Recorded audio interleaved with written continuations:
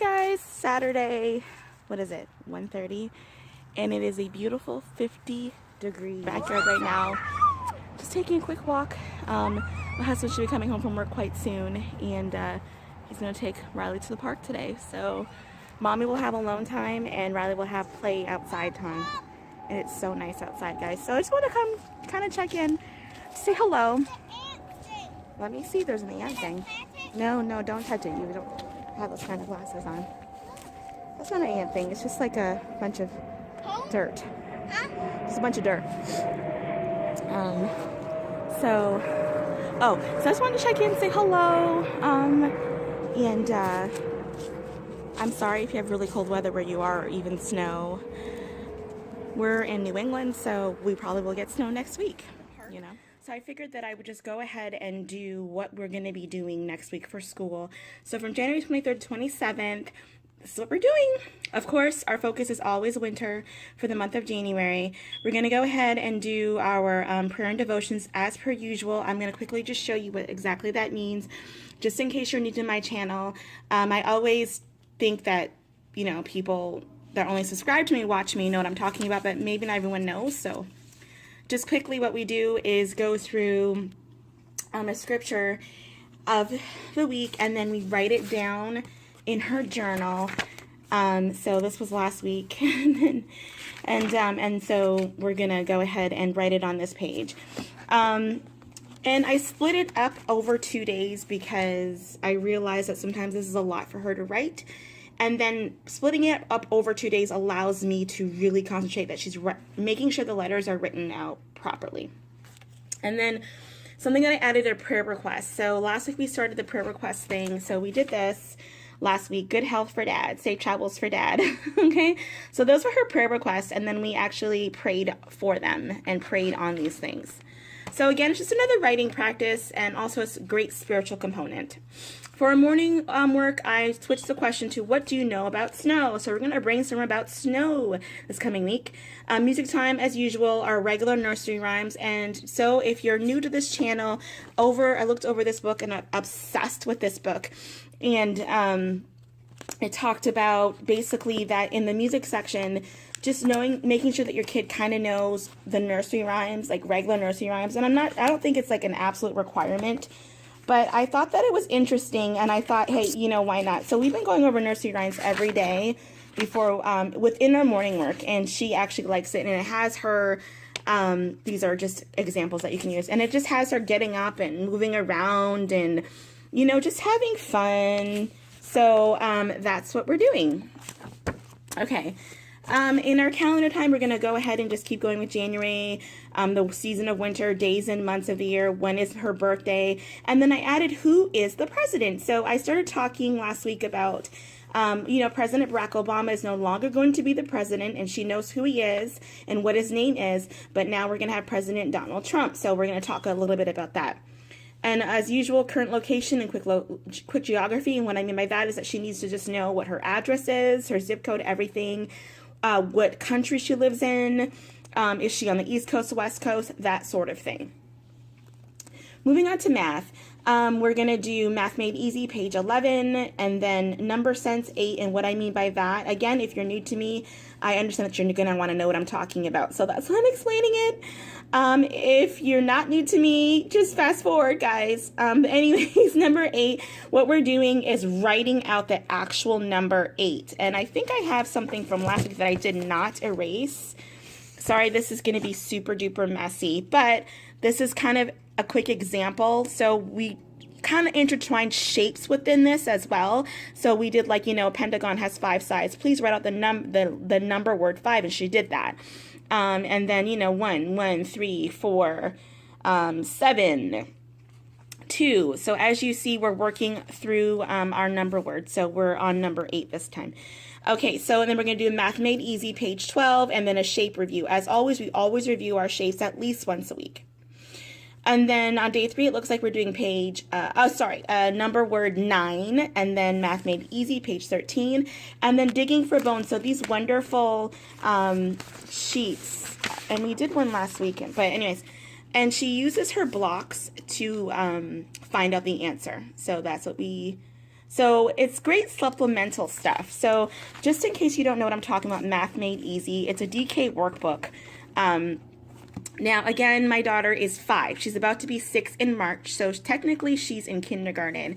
But we finished our kindergarten workbook in early December, and I moved her right on to grade 1, and I think she's doing so far so good. So this is where we're at. This is a DK workbook. It is super inexpensive, y'all. I got it off of Amazon, just letting you guys know. And it's a great book because you can use this and also supplement with other things if you choose to do, okay? On the last day, it's going to be a big day. We're going to introduce place value because that's exactly where the book is kind of leading us to. So on Thursday, we'll be on page 14, sorry. So they're introducing place value. So we're going to probably spend a couple lessons, maybe more than that, probably a longer time on place value because this is the first time that she knows anything about place value. And to prepare, I printed off these bad boys. To be honest, I really need to get place value blocks, base 10 blocks, I should say. It's not in our budget right now. I have to wait another week or so to get it. But just to kind of prepare and to give her kind of a pictorial representation, I printed off these things off of Teachers Pay Teachers. Okay, going into language arts, Teach Your Child to Read number 64 lesson, and that's pretty self-explanatory. Y'all, I love this book, okay? And then we are doing a Connect the Dots, and this is something that I found randomly, and I figured that she really, really loved it. So just to kind of have some fun, she's going to connect the dots with these lowercase letters. Okay, and obviously it's a butterfly, and then at the bottom she just writes out the butterfly can fly, or I've done different kinds of, let me just actually take you over to other stuff that I've done. So this is last week's board, and I have not printed off yet, as you see, but the butterfly is pretty. I did the butterfly is blue. I think I did another one. Oh, the butterfly is pink, and ideally she should be coloring these things in, but she doesn't. Okay, so that's our language arts for that one day. And then on the next day we're doing a writing prompt, and again all she does is write 2 to 3 sentences or lines really pertaining to whatever the topic is. So that day it's all about my family, so she's going to be writing about me and her dad probably on these lines, and she's doing okay. She's doing better with that. All right, and then something that I added was a spelling test. Guys, this was so fun. She was actually a little bit nervous. We did one last week, and she did pretty well. She got 3 out of 4. So this week's spelling test is going to be on the words brown, dew, came, and snow, as you can obviously see. Now, these words we have been doing since the beginning, since September. They are our, what do you call them? Sight words. So here, okay, and as you see, we have a ton of them, okay, and now we've added some butterflies. We ran out of stars, but see, we're coming right into the winter snow, the sight words, snowflake, snowman, sorry if you can't see that, mittens, but we have a bunch of sight words, so I'm pulling words from here, and I'm testing her on that. So you see, last week, we did a spelling test number 1, and we did God, black, eat, and all. She did well except for black. She forgot the C, but that's understandable. Okay, so that's what we're doing. We're doing spelling tests now, and I'm so excited, and she's excited for it too, so that's good. Ooh, sorry. And then another Teach Your Child to Read lesson, a sight word, and then another Teach Your Child to Read session. What I'm kind of doing for Teach Your Child to Read, even though I love the book, I've been finding that doing it 4 days in a row tires her out. So that's why I have taken a break on one of the days and done something else completely, and then I get back to Teach Your Child to Read lessons, just so that she doesn't get overwhelmed with it. Last but certainly not least, I'm introducing science back into the curriculum, guys. So science has been in the back burner for like about 3 months or something. I don't know, but it's really been on the back burner. I just being honest here.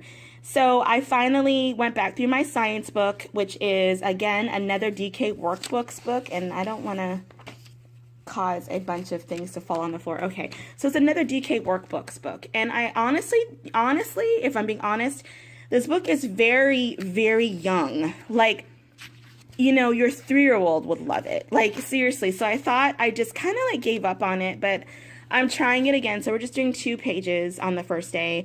we're doing another art talk. For all those that don't know what I'm talking about, art talks are, I take a picture out of a book and we talk about that book. We talk about that art. We talk about the colors, what's going on, what would the name be if you were to name it, and so on and so forth. And then she goes ahead and she paints or draws or whatever her own depiction of that piece of art. So this is the art that we're doing on day 2. Okay. And then day 3, we're free play and crafts. And then day 4, we're going back to the science book, guys. I'll let you know how that goes.